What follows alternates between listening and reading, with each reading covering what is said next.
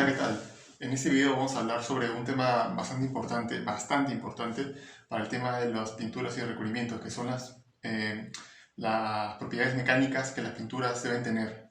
Las principales propiedades mecánicas son la dureza, la tenacidad, la rigidez. Son las más importantes y también la combinación de estas tres te produce lo que es la resiliencia y la fortaleza. Pero siempre hablamos de dureza, tenacidad y rigidez. Y muchas veces se confunden. ¿Cuál es el opuesto a dureza? Blandura. Dureza, blandura. Tenacidad, fragilidad y rigidez, flexibilidad. A veces esos tres conceptos se confunden y se usan de manera equivocada. Justamente en este video voy a explicarles qué es lo que realmente significa cada uno para que ya no se vuelvan para que no hayan confusiones. Primero vamos a comenzar con y luego, después de explicarles un poquito, lo vamos a relacionar con esta gráfica. Esta gráfica es una gráfica que en el eje del Y, en el eje vertical, está el esfuerzo o la fuerza entre unidad de área, y en el eje X está la deformación, que es cuando se deforma. Entonces acá vamos a poder, y solamente con esta gráfica podemos encontrar lo que significa en números, matemáticamente, cada una de estas propiedades mecánicas. Por propiedad mecánica entendemos a cómo se comporta un sólido, en este caso nuestra pintura sólida curada, cómo se comporta cuando se le aplican fuerzas. Y esto es bastante importante y se utiliza en ingeniería bastante. En ingeniería civil y construcción bastante. Entonces, ¿qué es la dureza? La dureza es la propiedad que tienen los cuerpos sólidos para no deformarse plásticamente. La dureza solamente acepta deformaciones elásticas. ¿Qué significa eso? Significa que si le aplicamos una fuerza, un esfuerzo a un sólido, se va a comprimir, ¿no? Como es lógico, pero cuando dejemos de soltar la fuerza, el sólido se va otra vez, va a volver a su estado inicial, a su tamaño inicial. Es una deformación elástica, pero no es una deformación plástica. Eso quiere decir que en términos absolutos, o sea, si al final vemos qué pasó con el sólido, vamos a decir no pasó nada, no se deformó. En realidad se deformó elásticamente cuando aplicamos la fuerza y cuando la soltamos volvió a sus dimensiones originales. Entonces no se ha deformado plásticamente. Eso es la dureza, es la resistencia a los sólidos, de las partículas de los sólidos para no moverse, para no deformarse permanentemente. Y eso está muy relacionado con una propiedad química de las estructuras, ¿no? De las estructuras de los sólidos, que es la energía de enlace. Mientras más energía de enlace tenga una molécula o un compuesto o una macromolécula, ¿qué es la energía de enlace? Es la fuerza con la que están unidas los átomos y las moléculas, ¿no? Si analizamos molécula a molécula o si analizamos átomo a átomo. Entonces, mientras más intensa sea esa fuerza, va a costar más trabajo poder moverlas permanentemente, porque por ejemplo acá tenemos dos moléculas, imaginemos, ¿no? Están en equilibrio, es decir, que ninguna quiere separarse de la otra. ¿Qué pasa si por ejemplo a esta molécula le aplicamos una fuerza y queremos separarla? Va a volver cuando dejemos de aplicar la fuerza. ¿Por qué? Porque cuando al separarla se va a generar una fuerza de atracción entre estas dos que va a hacer que vuelva. Entonces, ¿qué pasa si por ejemplo, para deformarlo para siempre o permanentemente, lo que tendríamos que hacer es aplicarle una fuerza de tal tamaño que salga de la órbita de esto, cosa que cuando la dejemos se queden ahí, pero se tiene que aplicar más fuerza para poder deformarlo permanentemente.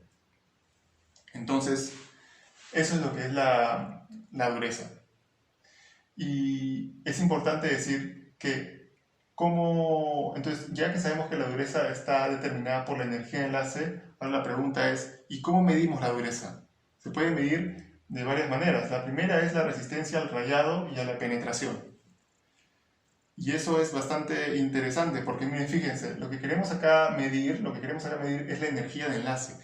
pero eso es un concepto muy microscópico, es un concepto muy difícil de medir para nosotros que tenemos una visión macroscópica. ¿Cómo medimos la energía de enlace? Además estamos hablando de una infinidad de moléculas, o sea, como de un experimento, digamos, que lleva un montón de moléculas, vamos a poder saber la energía de enlace de solamente una unidad, ¿no? Es un poco complicado. Entonces, lo que hacemos es agarramos como estimadores, ¿no? Agarramos aproximadores, indicadores, lo que más se aproxima, lo que más se correlaciona con la energía de enlace.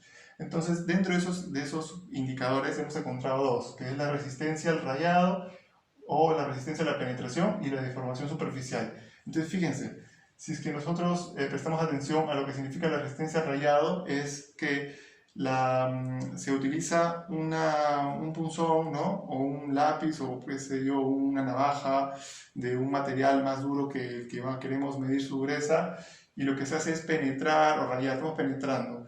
Pero ¿qué ocurre? Que no estamos utilizando toda la estructura. Si se dan cuenta, el esfuerzo está focalizado en un punto. Está focalizado en un punto.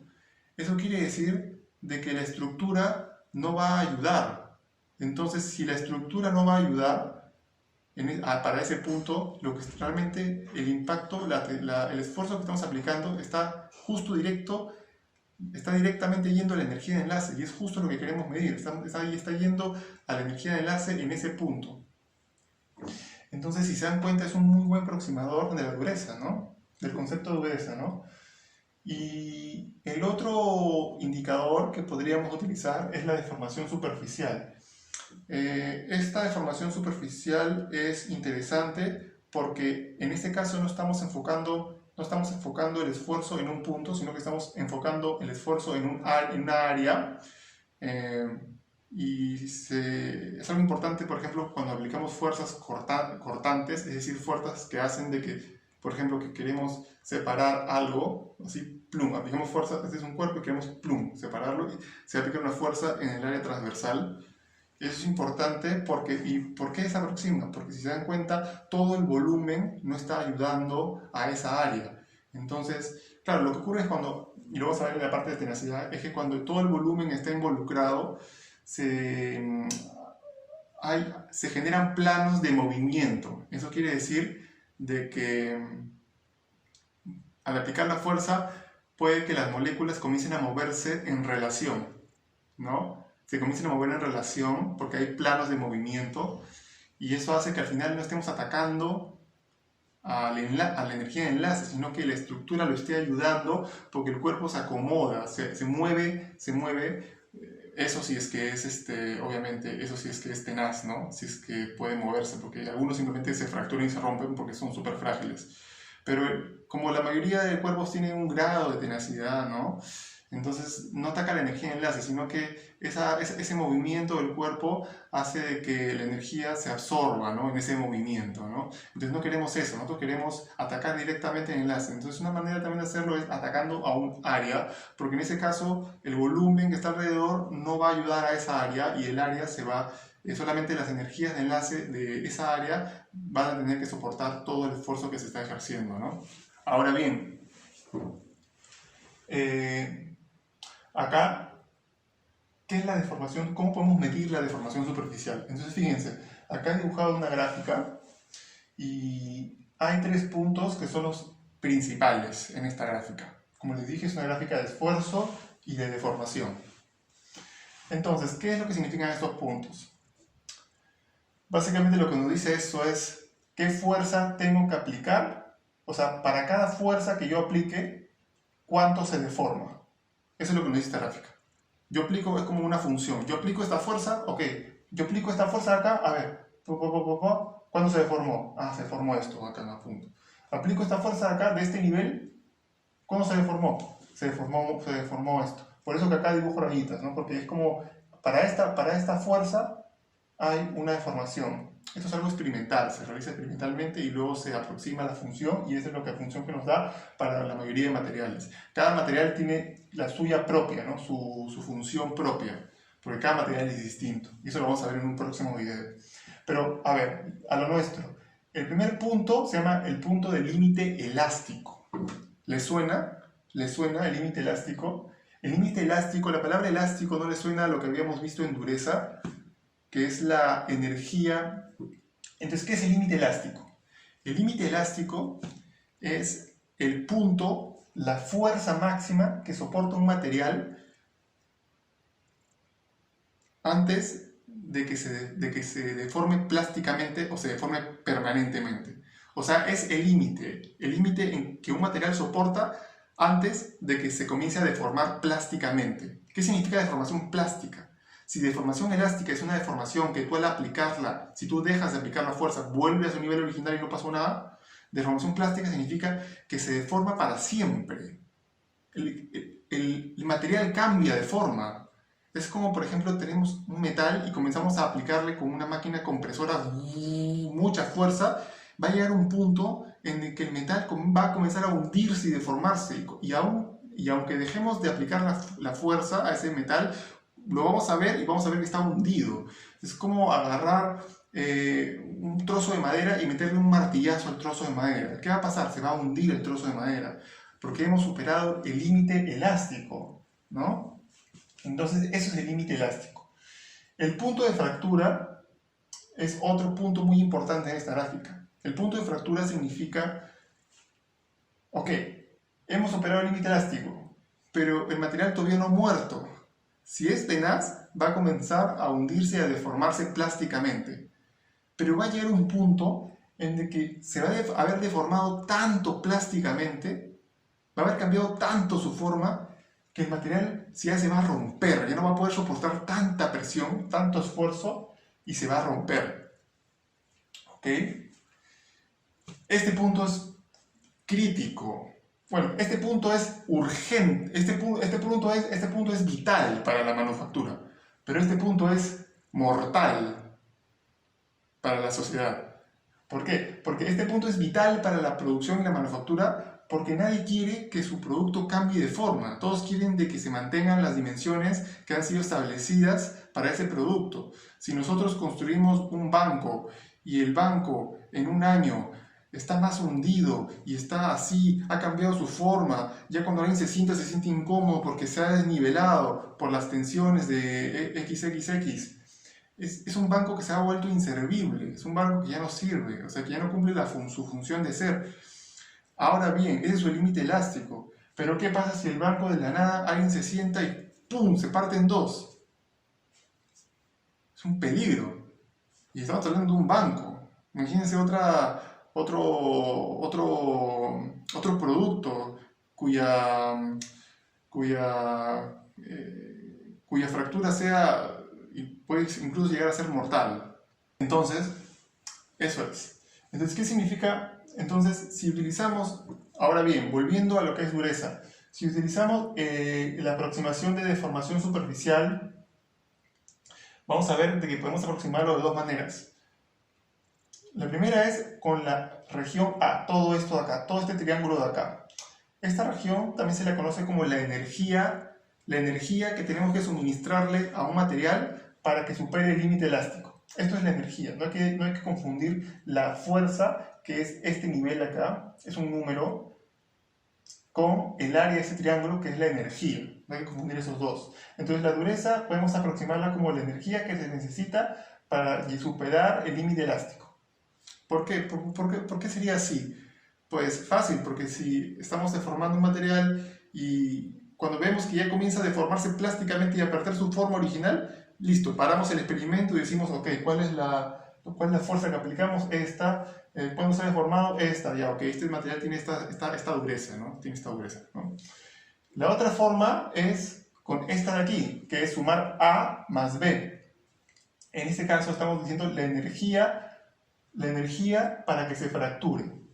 Esta de acá no es una manera, me parece muy aproximada, porque estamos obviando no estamos atacando directamente la energía del láser, porque estamos obviando toda la energía que la estructura absorbe, ¿no? Porque la estructura absorbe el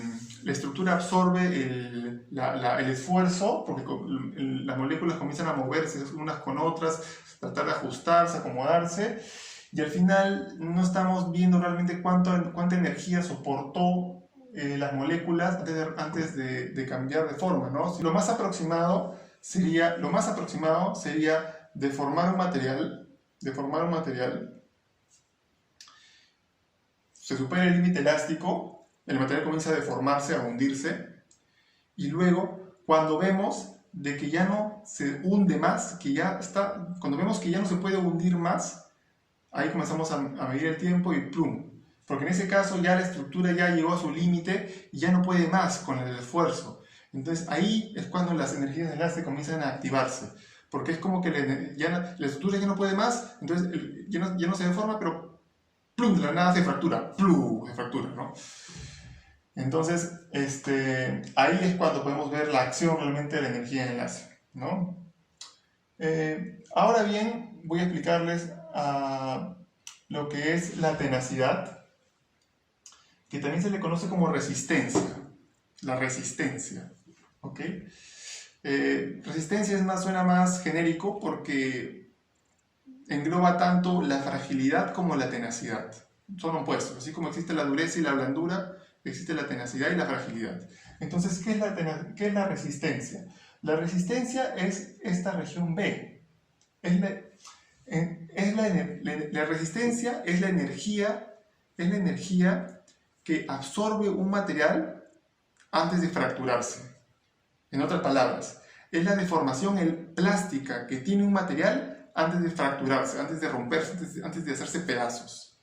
Entonces, esta energía es justamente el área B, es esta área debajo de esta curva. Y tiene que ver, si la dureza tenía que ver con la energía de enlace, la tenacidad, la resistencia o la tenacidad fragilidad tiene que ver con la estructura, porque dependiendo de la estructura es que las moléculas van a tener la capacidad para poder moverse unas con otras. Por ejemplo, fíjense, esto lo vamos a ver en otro video, pero les adelanto que las estructuras cristalinas, son estructuras que tienen áreas que están simétricamente distribuidas, como un metal, por ejemplo, en algunos planos, si se ejecutan fuerzas en unos planos determinados, esas moléculas es más fácil de que se muevan, como si fueran como si tuviéramos ruedas, una debajo de otra, y al aplicarlas se muevan porque están juntas y en un orden que permite su movimiento relativo. En cambio, ¿qué pasa si, por ejemplo, tenemos un cuerpo, los sólidos amorfos? En ese caso, las moléculas están súper desordenadas, están por todos lados, no hay un orden, no hay una estructura simétrica.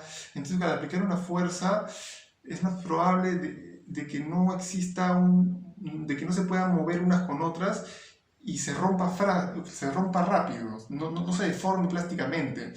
La estructura no absorba energía, sino que automáticamente se supera el límite de elasticidad y ¡plum! Explotó. Justamente en ese caso tenemos las cerámicas, los vidrios. Justamente por eso los vidrios y las cerámicas no son tenaces, son poco resistentes, son frágiles, porque las moléculas tienen una estructura amorfa, no cristalina, a diferencia de los metales como el cobre, ¿no? Que es bastante tenaz. Entonces, ¿qué tenemos acá? Tenemos que...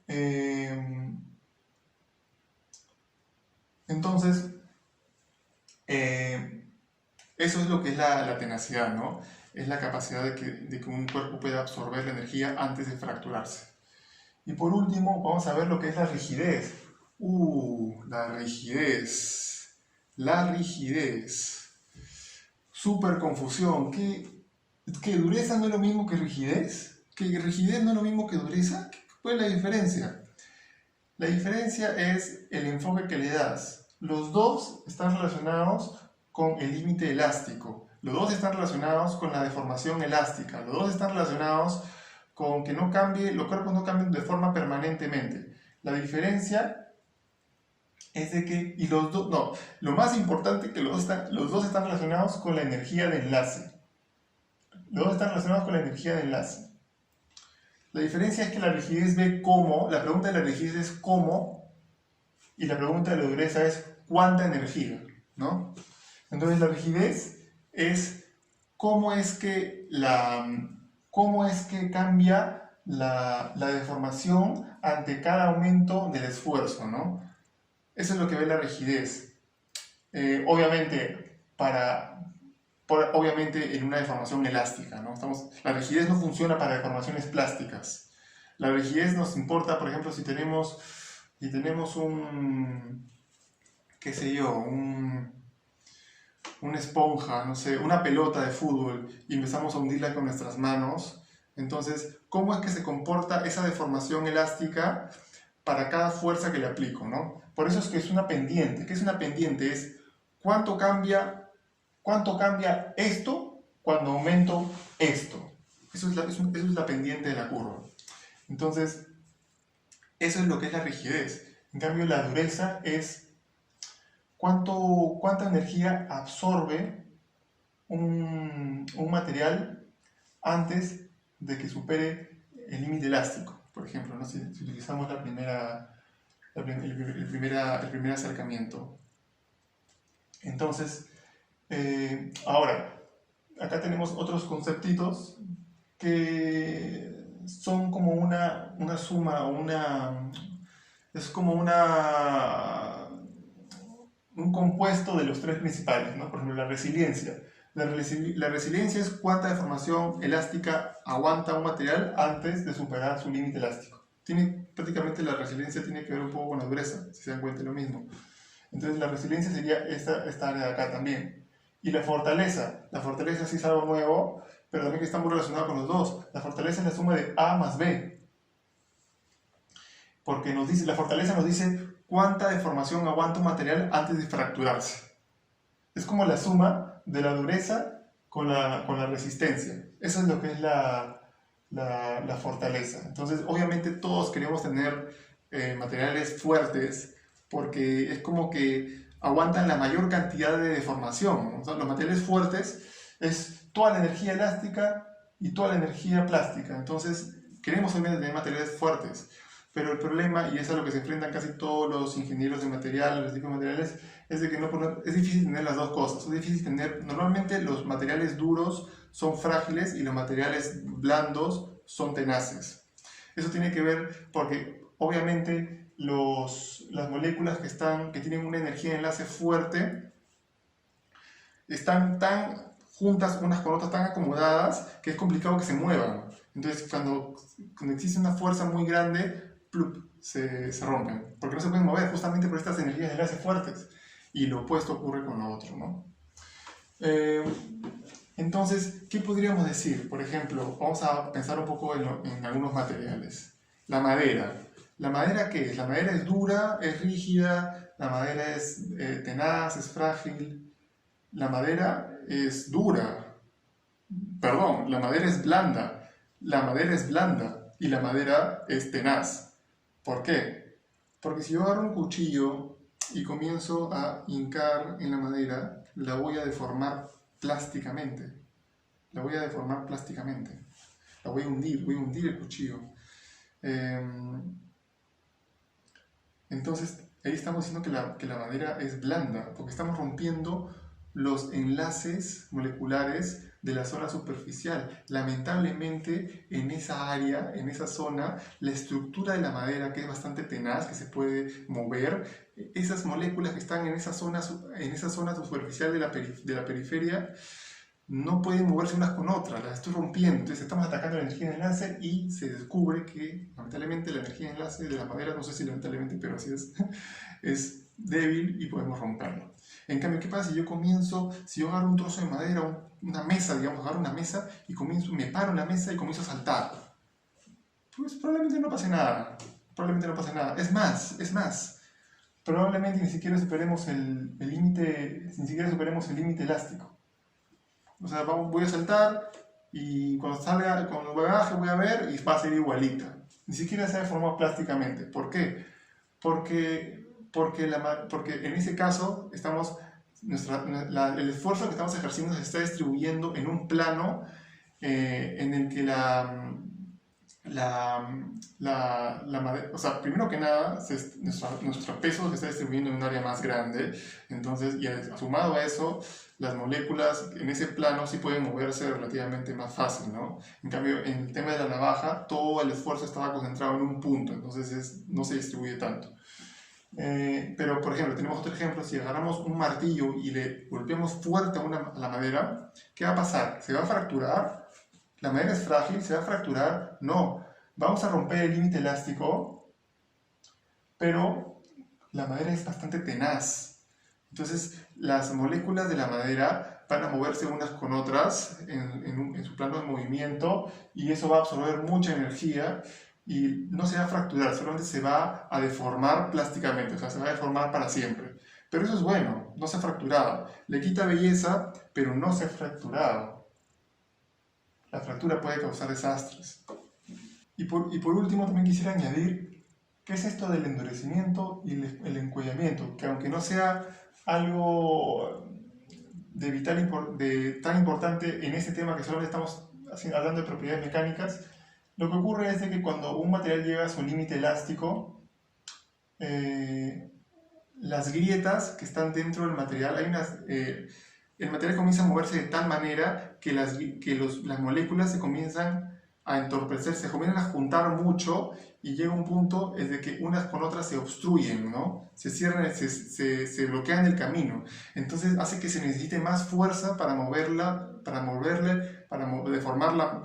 a la misma cantidad. Por eso es de que acá la curva comienza a subir, ¿no? Comienza a subir, subir, subir, subir. Significa, entonces le podemos decir que el material está endureciendo, está volviendo más duro, más difícil de deformar plásticamente, ¿no? Porque en esta área estamos en la deformación plástica. Pero llega un punto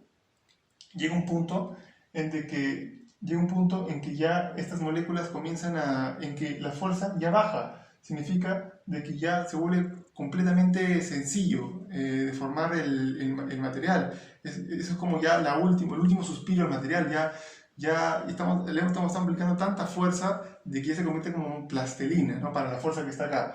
Significa que incluso si yo le bajo la fuerza ya comienzo a deformarlo. No importa, aunque le baje la fuerza, lo sigo deformando plásticamente hasta que ya el material muere, se fractura.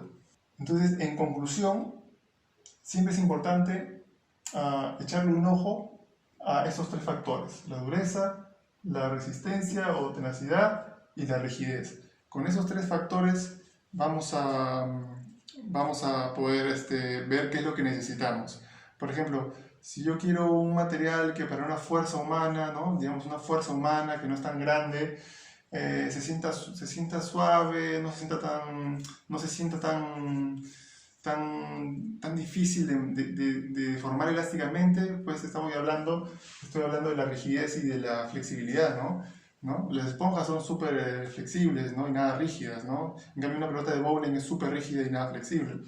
Si queremos hablar acerca de la energía en enlace y la capacidad que tienen las moléculas para poder resistirse y deformarse para siempre, estamos hablando de la dureza. Estamos hablando de cosas como, por ejemplo, que si por ejemplo un material se cae al suelo, no se quiñe, ¿no? No se haga, o sea, por ejemplo, quiero rayar algo, quiero con un cuchillo rayar algo, como el lápiz, quiero rayar un material que no se raye, que